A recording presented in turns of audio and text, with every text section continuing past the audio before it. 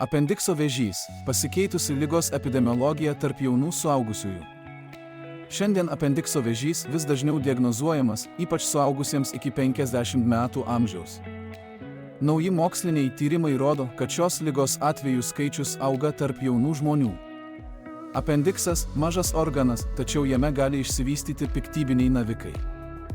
Naujausi duomenys rodo, kad apendikso vėžio atvejų dažnis tarp jaunų žmonių yra 3–4 kartus didesnis nei anksčiau. Gyvensenos pokyčiai, nutukimas ir perdirbto maisto vartojimas gali būti rizikos veiksniai.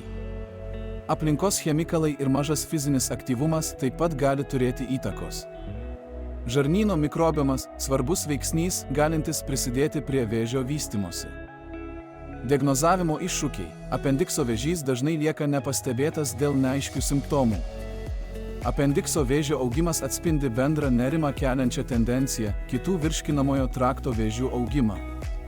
Prevencija ir informavimas yra svarbus siekiant sumažinti vėžio riziką. Sveika gyvensena ir ankstyvas simptomų atpažinimas gali padėti išvengti šios retos ligos. Didėjantis informuotumas tarp gydytojų ir visuomenės yra būtinas ankstyvai diagnostikai.